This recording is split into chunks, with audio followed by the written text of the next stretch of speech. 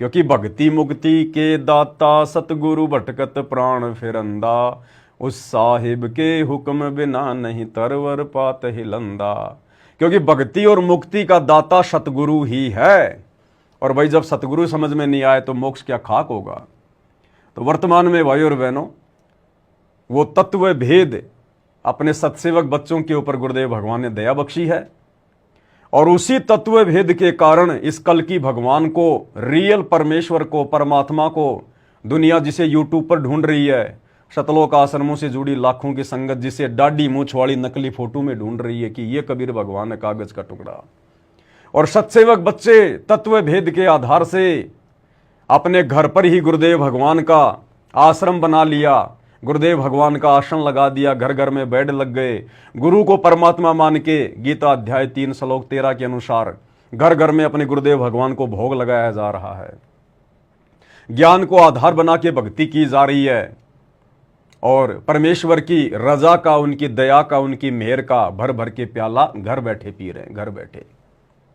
तो ये दया केवल सत्सेवकों के ऊपर हुई है। जबकि सतलोक आश्रमों से जुड़े हुए भाई बहन दुनिया वालों की तरह धक्के खाते फिर रहे हैं, भटकते फिर रहे हैं। ये दुनिया वाले मंदिरों में भगवान ढूंढ रहे हैं, मस्जिदों में, चर्चों में, गुरुद्वारों में।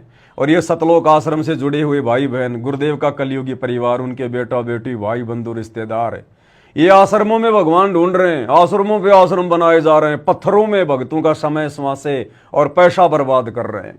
दुनिया मंदिर बनाने में पैसा बर्बाद कर रही है। कल की मंदिर बन रहा है बहुत बड़ा एक संबल में, दुनिया उसमें पैसा बर्बाद कर रही है। और ये सतलोक आश्रम वाले इन पत्थरों में पैसा बर्बाद कर रहे हैं, जगह जगह सतलोक आश्रम बना रहे हैं। चाटोगे क्या? अरे ये सत भक्ति सतगुरु रामपाल जी भगवान वाली ये आश्रमों की भक्ति नहीं है। ये तो घर को आश्रम बनाकर फिर भक्ति करने की है। घर को आश्रम बनाकर, ज्ञान को आधार बनाकर, गुरु को भगवान मानकर, तब ये भक्ति सफल होगी। ये आश्रम परंपरा तो सतगुरु रामपाल जी समाप्त करने के लिए आए, समाप्त करने के लिए। अगर उन्होंने आश्रम ही खोलने होते तो हिसार जेल जाने से पहले हजारों आश्रम खोल देते, हजारों। ये तो परमेश्वर है, इनके पास में ना जन की कमी ना धन की कमी। एक सेकंड में जब ये परमात्मा श्री कृष्ण रूप में द्वापर में विश्वकर्मा को आदेश देकर और सुदामापुरी की रचना करवा सकता है, तो ये परमात्मा जगह जगह आश्रम नहीं बनवा सकता अपने भक्तों में प्रेरणा करके, कुछ भी करके। लेकिन ये पाखंड, इस पाखंड को तो परमात्मा ढहाने के लिए आए हैं, बनाने के लिए नहीं आए। सिर्फ एक आश्रम की गुरुदेव को आवश्यकता थी जहां बैठकर गुरुदेव अपने बच्चों को ज्ञान सुना सके, एक बार ये सारे प्रमाण दिखा सके। और वो काम परमात्मा ने 2014 बरवाला कांड से पहले पूरा कर दिया। अब गुरुदेव को आगे ना कोई आश्रम की जरूरत है, ना किसी ब्रांच की जरूरत है। नो, केवल एक आश्रम रहेगा, बरवाला आश्रम, जहां बैठकर गुरुदेव भगवान जब तक जो लीला कर रहे हैं एक मनुष्य शरीर में, संत रूप में, जब तक परमात्मा धरती पर रहेंगे केवल एक ही छोटे से आश्रम में रहेंगे। बाकी ये जितने भी आश्रम बन रहे हैं ना, अब देखो उधर महाराष्ट्र में, ओ तेरी की पता नहीं कहां जंगल में जाके, पहाड़ों में जाके आश्रम बना रहे हैं, पहाड़ों में जाके।